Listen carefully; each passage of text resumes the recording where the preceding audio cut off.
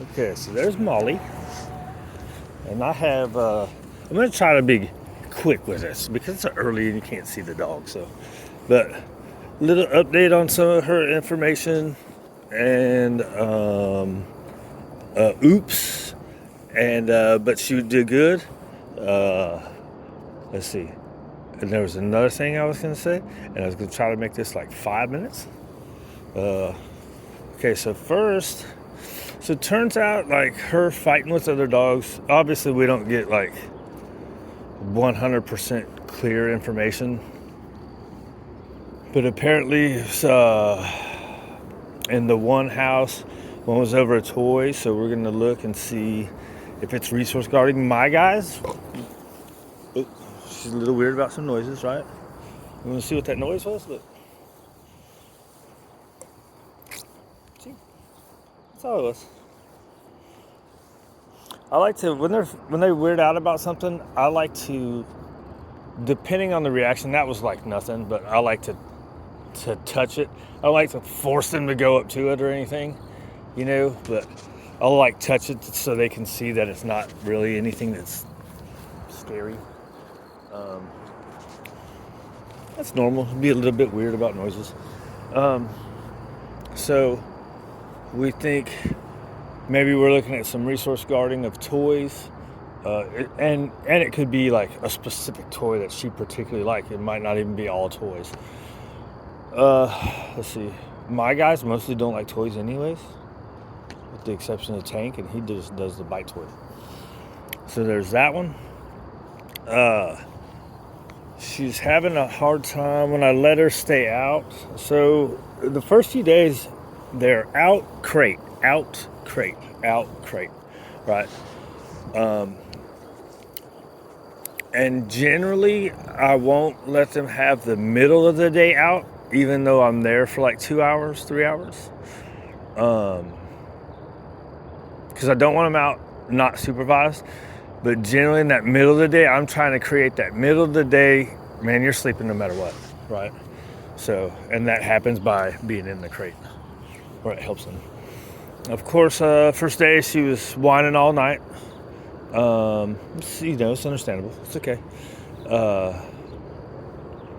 So last night I let her stay out after the last outing, right, in her room. And she's doing a lot of pacing. That's okay, right? I just let him do that as long as it's not a frantic pace, right? So she's kind of walking around in her room, going over here, really not really settling, right? And that's to be expected kind of early on. Trying to figure things out, what's going on.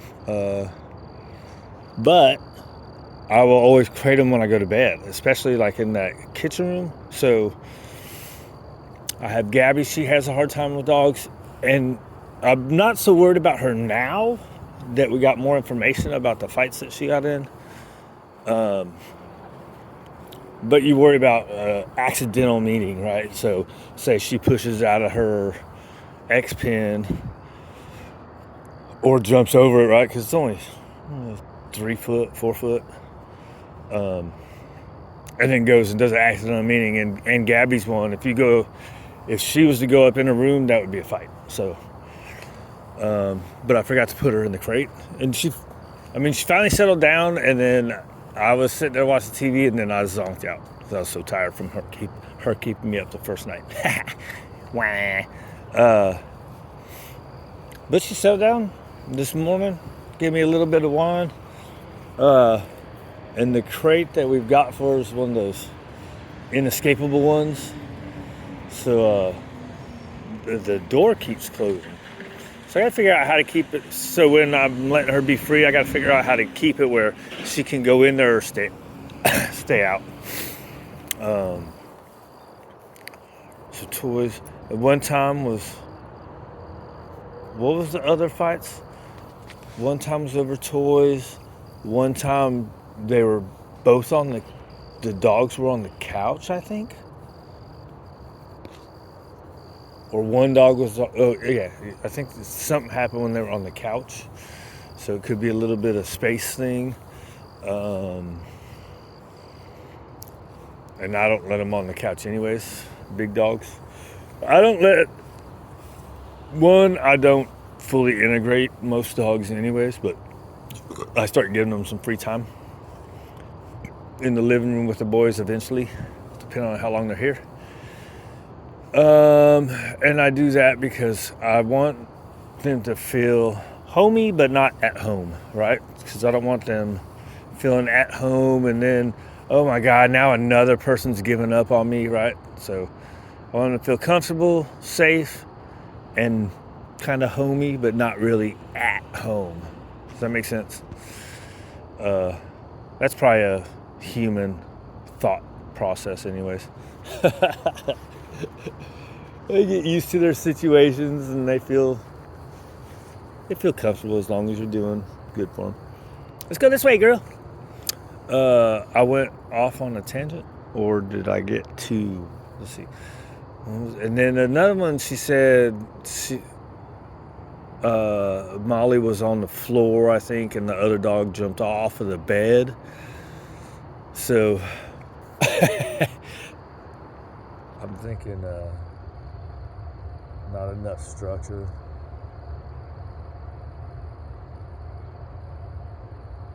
Are you eating grass? The grass is tall right now. Let's see, where are we at? 6 minutes. Okay, so anyways, let's talk about that, and then I forgot to put her in the crate, and she did good. Because I was kind of worried about the pacing not settling down, because it went on for a little while, but it wasn't crazy pacing, and it was after plenty of exercise. So, it's a little anxieties to work out. That's all. Getting used to the place. There's always a little anxiety to it. Every move, right? Right, sweetness? Was there something else? That was it, right? More information on her fighting. She left her out.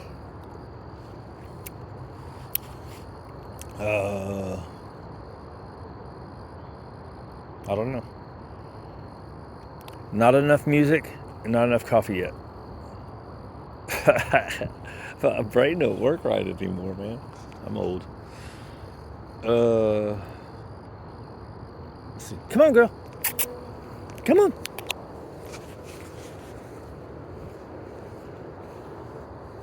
Oh, that was the other thing I was going to say. I had this weird thing, like I used to do it for at least a week. Like I would only bring them to this one part of the field, right? So this field, it goes back and around, and then I have another nice area over across the way. I have this thing, I don't know if it really does anything, but it seems to, so I just do it. I used to do it for at least a week, sometimes 2 weeks, depending on the dog. But I would only stay in this one field. I mean, this is a nice sized field anyways, but I've gotten to where it's like, 3 or 4 days, then I start going farther around so they have more different area to smell, right? Instead of just the same one.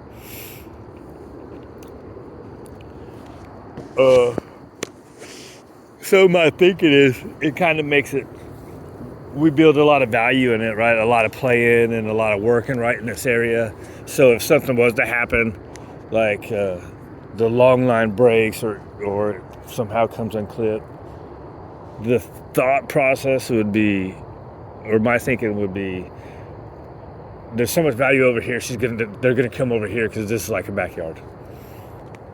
Probably really doesn't do nothing. That's probably another stupid human thing, but that's what we do, right? We're eating an awful lot of grass, girl. What's up with that?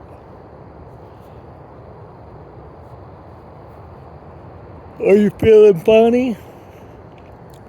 Or is it anxieties?